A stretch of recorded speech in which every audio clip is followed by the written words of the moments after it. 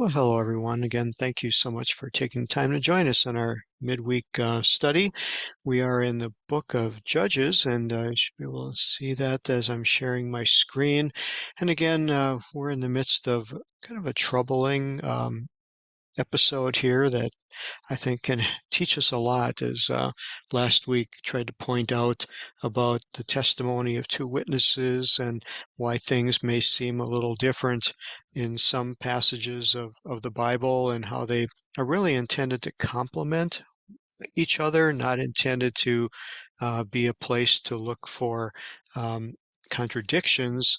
And again, the ability to have what we call a Middle Eastern mindset versus a Western mindset or mentality is challenging for me, and I'm sure for many, as we of course, want to find what the Bible has to say and rightly discern it and rightly divide it, but yet we are definitely at a disadvantage, being thousands of years removed from the time it was written, and also being in a totally different culture and mindset, and having all of our backgrounds that influence our thought process based upon what we see today and what we've been brought up with. And we can't help it. I know God's grace covers all and will help us through that. But again, we have the ability to learn probably better than any generation that's ever existed before us, with the tools and the different manuscripts and the different teaching outlooks that we can have and apply. And that's kind of my goal in this retirement time, is to just apply myself and study, and I'm just happy I can share it, and hopefully it'll be a blessing to each and every one of you. So as we pick up here, the children of Israel, minus the tribe of Benjamin, because remember, Benjamin was the one that harbored these Gibeonites, where this wickedness of the um, brutalization of this young lady occurred, and her husband took and cut her up in 12 pieces and sent her throughout the tribes, and they've all gathered together, and everybody's at an emotional uproar, wanting to exact vengeance, and they're all coming together. So that's kind of where we pick up here. Also want to make just an announcement that next week we won't be having this session because it's the holiday week. So make you aware of that also, but I'll put that in a note of the email that goes out. But then we'll pick up on the week after. So as he arrives, verse 7, we see that he's asking for counsel and advice. You kind of wonder if he didn't have something in mind. He had a plan. Obviously, he wouldn't have just sent all these pieces out in such a fashion without really wanting um, a response. And so it seems that he's getting the response that he wanted. It says that they arose as one man, saying, we're not going to go to our tent. Basically, we're not going to sleep until we get this thing resolved.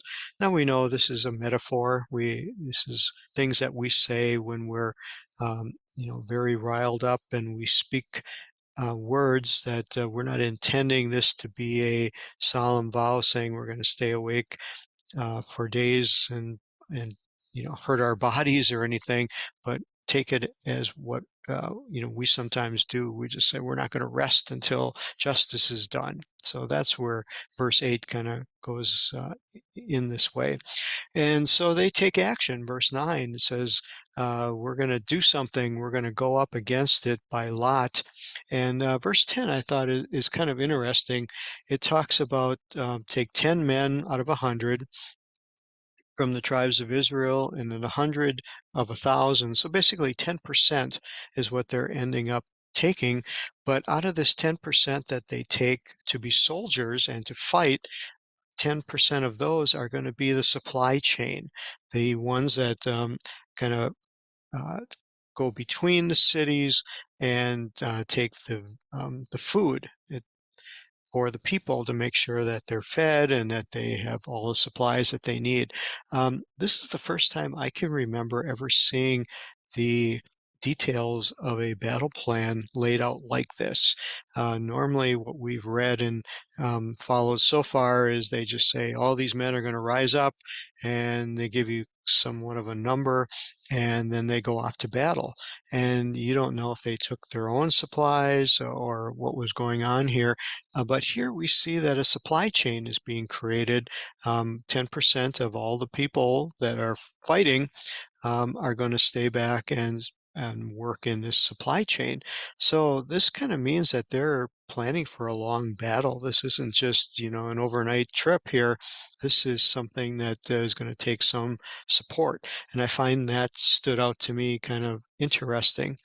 And then we get to verse 11. And again, just there are times when certain words just stand out in the Bible, and those cause what's called a remiz. It just causes your attention to be brought forth. A remiz is a Hebrew term used in Jewish study when you feel like a pricking of God's presence, um, highlighting or illuminating some words that you feel might apply to you, and you want to devote a little bit extra study to them. And I see that in verse 11 because it says that they were knit together as one man. Now, in the English, it's really, you kind of get an idea, but it helps to be able to have the Hebrew. And so I just switched the screen to Bible Hub, and we are in Judges chapter 20, and we're at the 11th verse. And of course, it's Ha'ir Ka'ish Echad Haberim. And so this word that in the King James was translated as knit together, it talks about um, a man. Echad is one, so as one man. But then here we have this united together is how Bible Hub is translating it. And of course, with the beauty of the technology we click on this word chaber, which is number 2270, and we see that it talks about being united, associated, a companion. It's not a word that's used very often. It looks like it's only used 12 times. Three of those times or companion and companions are 10, fellows and united. What I find interesting, though, is on the right side of your screen, you'll see it gives the references where this word was first used. And here in this verse is the first time that this word was used in the Bible. And it talks about being united together. King James is knit together. International Version is united. So obviously knit together, the fibers are intertwined, forming one garment. Creates a beautiful word picture, of how everyone is together and acting as one. And that's the basis of it. But what I find interesting is that the rest of the time this same word is used, it's translated as fellows, is companion. Um, and I find kind of a beautiful thought there of what the Middle Eastern mind, how they consider friendship, how they consider um, close companions, and someone who is very close with you. I want to use the word intimate, but again, in our Western mentality that takes maybe our thought processes in the wrong way. And here's where I find the beauty of this is, in our culture today, friendships are somewhat challenging to find. And if a person has a close friend, a close companion, um, this is it's a real treasure. And with our society, our individualism is what is touted. You have to stand for yourself. You have to be strong. And get your needs met. Get fight for yourself. Make sure you get all that's coming to you. And individualism is really a byproduct of our Western society. And so when I see something like this, it seems almost strange to me, and it's hard for me to try to get an understanding of what was it like thousands of years ago when you had a friend, when you had someone that you maybe aligned so closely with that you didn't feel like you were by yourself.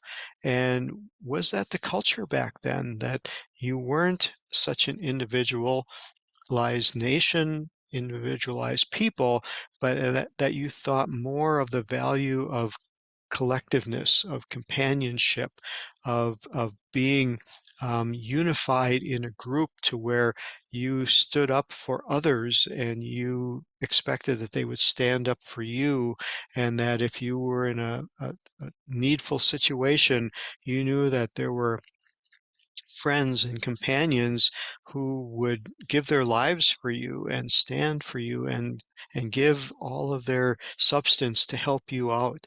And again, we see that as being a biblical lifestyle. We see it in the book of Acts in the New Testament, where they supported one another, had all things in common. And again, I'm just bringing that up because in our society today, this is a very foreign um, identity, is a very foreign concept, and I regret that, and I wish I could have experienced some of this type of companionship and um, group connectedness that I, I I feel we long for today in our society. So wanted to point that out, that that was very much something that brought them to a place where they were knit together as one man. And so verse 12, it says that the tribe of Israel sent men throughout all the tribe of Benjamin saying, "What is going on here? What wickedness is this that was done among you?" It's a question. It's an open-ended question.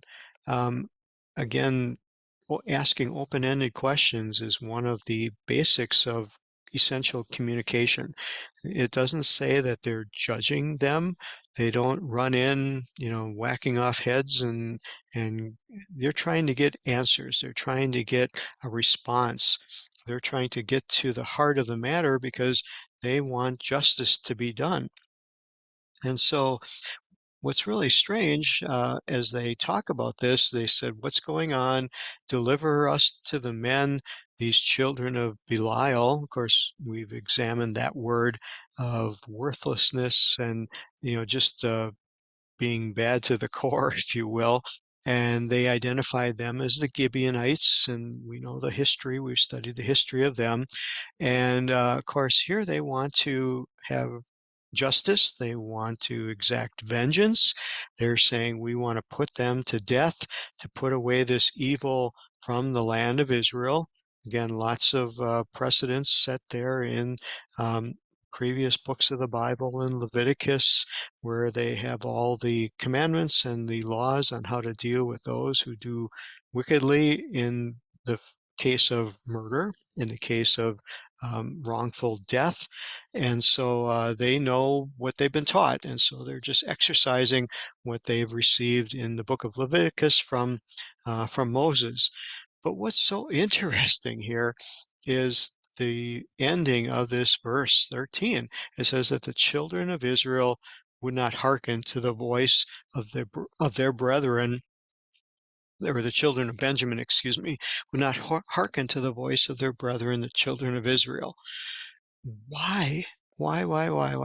This is inconceivable as to why they were not repulsed by this, why they would stand up for these people who are not even um, kinsmen, but that they are people in the midst of their uh, country, and that they would stand behind them.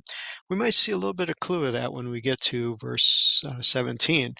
But whatever it was that these men of Gibeon had so change the mindset and the alignment with the children of Benjamin, that they convinced the children of Benjamin to stand up for them and to go against their relatives, to go against their brethren. And so they were going to go out to battle against the children of Israel.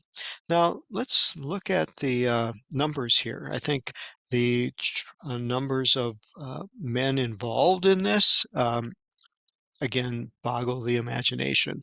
Verse 15, it says, the children of Benjamin were numbered at that time out of the cities 26,000 that drew sword.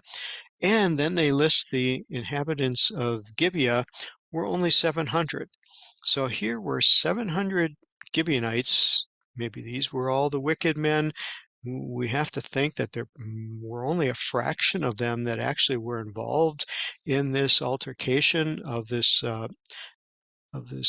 death of this young lady. So we're not talking a lot of people here were actually involved, but yet the influence that they had to influence these 700 men and the 26,000 men.